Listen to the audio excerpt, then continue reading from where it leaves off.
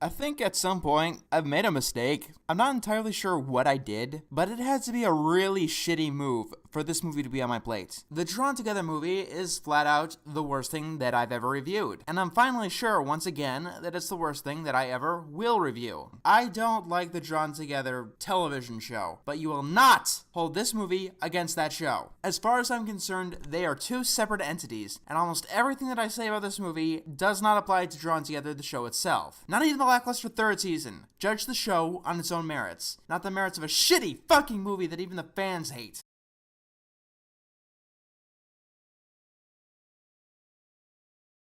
Ladies and gentlemen, it's going to be a big one. The Big 100. Steel yourself. This is gonna hurt. The movie starts in Bedrock. Present day Bedrock. In the bar, we see Toots, badly animated, getting drunk and smoking. The only reason that she's getting drunk and smoking is because she's pregnant. Foxy, another Drawn Together cast member, is here.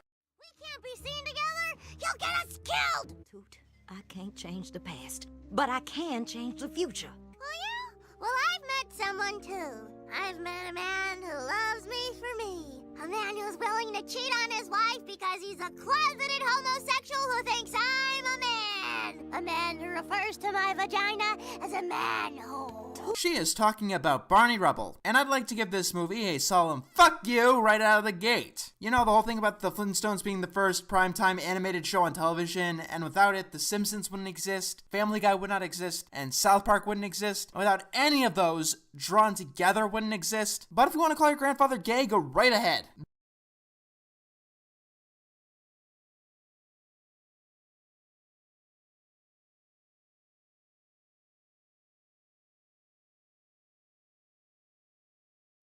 Clara's dead. Clara? She's Dead. This scene is totally useless if you watch the whole movie. In fact, because the scene is here, it gets rid of almost all of the suspense within the movie. Because of the scene, we know who is going to live and who is going to die for the most part. And in a story where the characters are actually in danger, that is the last thing you want. To upcoming writers, prologues are useless. Almost 100% of the time, any kind of prologue is pointless. In fact, you are more likely to get a book published if you do not include a prologue.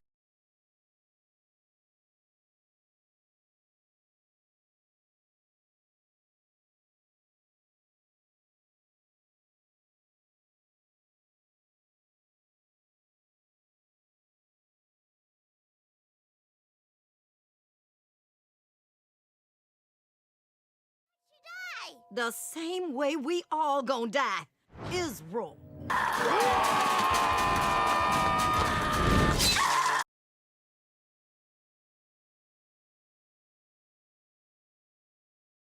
Your location's been compromised. Get out of there now! Oh my god, not Waldorf! Please, I do not want to see that fucking Yellow Devil as long as I live. A death by a firing squad would not unleash the sheer schadenfreude that this damn bastard deserves.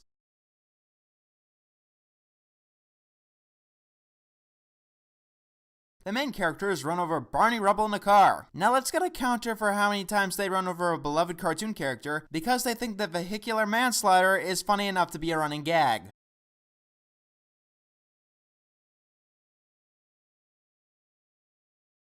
Right now, we need to talk about this cheap, tawdry imitation that barely even tries. We cut to 6 months earlier, you know, before Clara is going to die, and immediately we see how cheap the flash animation is. We cut to the Drawn Together house.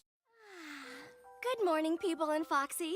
Get it? Because she's a Disney princess, she's racist. Waldor changes into a bunch of things because we can't go 5 minutes without a dick joke. And Waldor is probably the biggest example of at least this movie's laziness. The job was simple. Take a SpongeBob character and make it more adult. Pervert it a bit. You know, the character who frequently innocuously abuses and destroys people and property, seems to have a creepy crush on Squidward, is guilty of kidnapping and home invasion, doesn't give a shit about the law, and has done many other creepy things. It should not be rocket science to make him an adult character without relying on fucking dick jokes! So the producer says that their competition is to put on heels and stomp on puppies and kitties. Shock humor is the comedy equivalent to jump scares. They're both used for the same reason, to send people over the edge into an uncomfortable place, or by hacks who have absolutely no idea what they're doing. An entire comedy with nothing but shock humor is not funny, the same way an entire horror movie with nothing but jump scares is not scary. On top of that, they never actually show the actual violence on screen. And you can't do shock humor halfway. It's like setting off an explosive halfway. After Foxy's animation is in a painfully obvious cycle, she randomly goes about swearing because she can. When we figure out that Waldor can't swear, they get the brilliant idea to show his penis. I don't know whose penis it is, and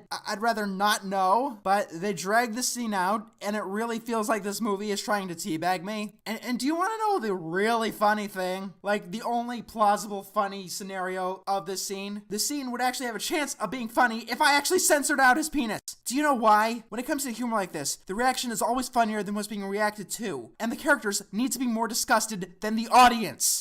Guy time is far more important to Hero than being with some cheap floozy who probably doesn't even secretly eat his toenail clippings, so at least a little part of Hero can always be inside him. He's gay and creepy. Get it? That's everything with him throughout the entire movie. Captain Hero is dating a corpse. This is what he does for the entirety of the movie. It is all he does. I get that he's the stupid hero type, and this is probably in line with his character, but it's a fucking movie. You have to do more than relegate one of your main characters into a running background joke. He essentially kidnaps the corpse from her mourning family. Beyond being a stupid joke, there's no setup to the joke. It's a basic tenet of comedy. Another one that they fucked up. All that has to happen is one of Molly's family members to say one fucking line, and this joke may have made sense. I don't know if it's just my sex repulsion, but this is putting me further into nausea. Foxy finds the Drawn Together control room and realizes that everything is offline. She comes to the conclusion that their show has been cancelled.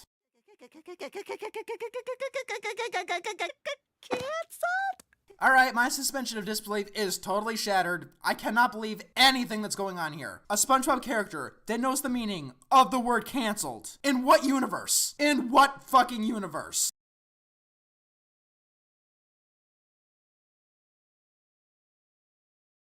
So, Foxy just begins swearing. Oh, I get the satire they're trying to pull. The second we remove censorship rules, shows will immediately take advantage of those standards being removed and do nothing else with the material. If we give shows the ability to swear, they will just sit around swearing, doing absolutely nothing else. Honestly, shock shows are probably their own worst enemy when it comes to censorship. They claim to hate censorship while giving it the best arguments for censorship imaginable.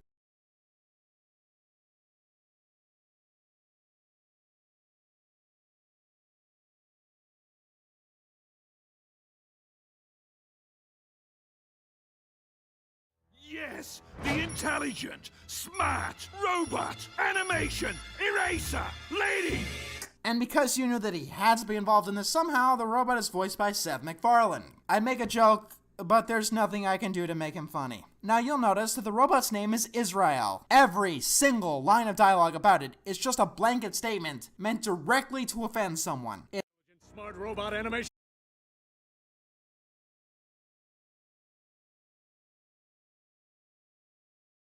How hard is it to pervert a character properly? Yes, I know that I'm kind of picking on this movie for not really getting animation references and understanding the characters that it's got XPs of. I mean, it's just a show where characters of all different animation genres come together off camera, essentially, and reveal their true personalities. I'm being selfish, demanding that they get the references right.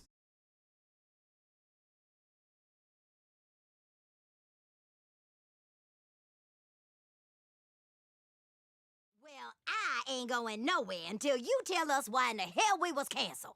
Have you ever even seen your show? It's filthy, it's racist, and it has a shocking lack of Dave Chappelle. And was surpassed by other better shocking racist shows that better knew what they were doing and could handle dark subject matter better.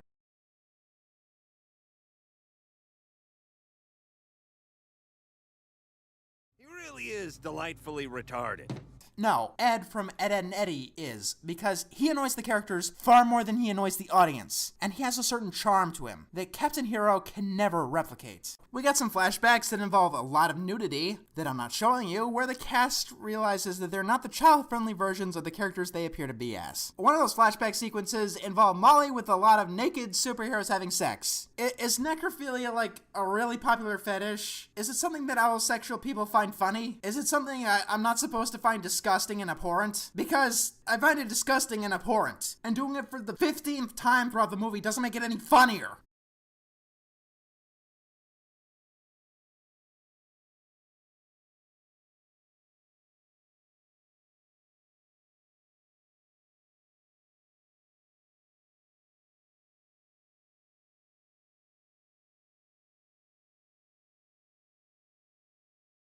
Oh, by the way, Rick and Morty is probably the perfect antithesis to this movie. These days, if you want to be raunchy and funny on TV, you need to also be relentlessly preachy. Oh, like Rick and Morty.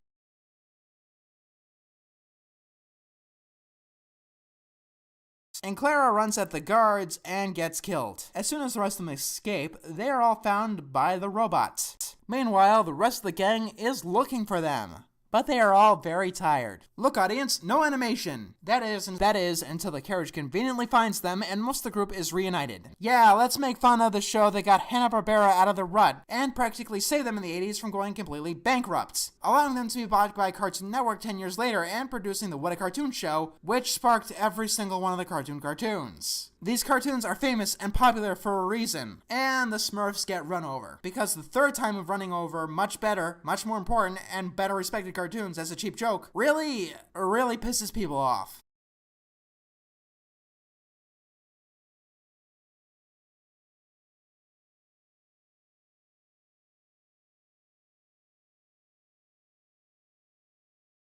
The producer has a last-minute change of heart, and this leads to the carriage sinking underwater. How do they figure out how to get out of this one? One of the worst scenes in the entire movie. One of the most tedious scenes in all of animation. Commentary.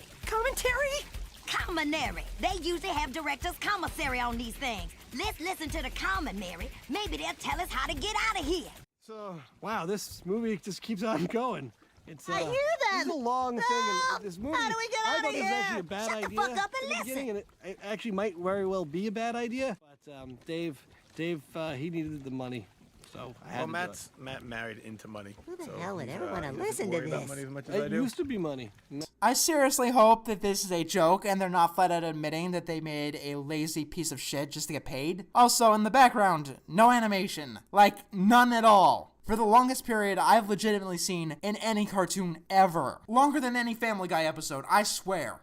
How the hell are we gonna get him out of this scene? We don't have any ideas. And I'm pretty sure you're the one who's like, hey, why don't they just suck on Xander's dick? And Xander's dick's got oxygen, because you're always like, the first idea is, hey, they can suck each other's dicks. Hey buddy, it's pretty horrible for the audience too. Can we speed this up? If I wanted to listen to director's commentary, I would have listened to the fucking director's commentary. Which, by the way, probably makes this lazy-ass scene incredibly confusing.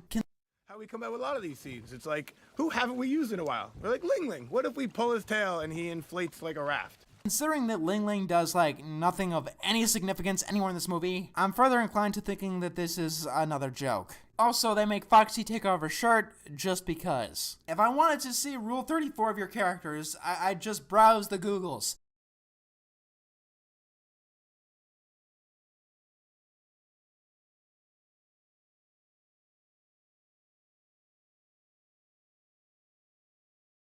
The cast goes and they quest to find Toots off screen. Then the movie decides to replay the prologue, like almost without change. Good God, what was the budget of this movie? It's the same damn scene. Oh, except for the animated sex scene in 3D, which we are not watching. Once again, if I wanted to see porn, which I don't, it's called the internet. I could see porn of pretty much any cartoon I wanted. But speaking of porn, there's a reason that most of it does not have a plot. Porn and plot kind of get in the way of each other. We're 50 minutes into this movie. We are 50 minutes into this. If you're desperate to watch porn, you're not gonna want to wait for 50 fucking minutes. And you also have to go through Waldorf's uncensored bits, which I'm not too sure, but I'm imagining that's quite the boner killer. But like I said before, this is pretty much the same, complete with the dinosaur being shot in the ass. The only difference is that it's Betty Rubble shooting at them. Oh, by the way, blind fucking references aren't funny. Oh wait, that means the entire movie isn't funny. That's all it is. Just blind references towards random cartoons with a bunch of raunch.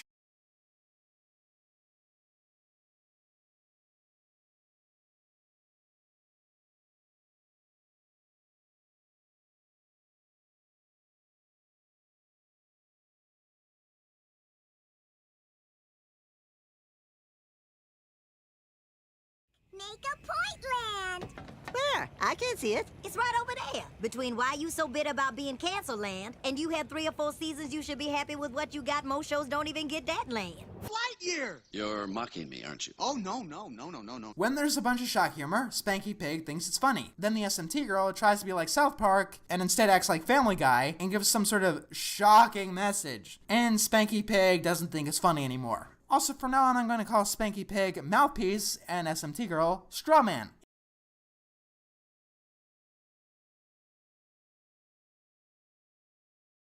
I mean, maybe we don't want a point. Don't you see? If I can't fart or vomit or fill up an ice tray with the afterbirth of Foxy's miscarriage and hand them out as ice pops to terminally ill children on my hospital tours without making some kind of point, then maybe it's just not worth it. Maybe I'd listen to what you had to say if this movie wasn't such a disgusting waste of time. Do you know why you should have a point? Because no one wants to see any of the shit you've thrown in my fucking face! I don't want to let dead chicks fuck me in my mouth for social commentary. I mean, what's wrong with just doing it because it makes me feel good?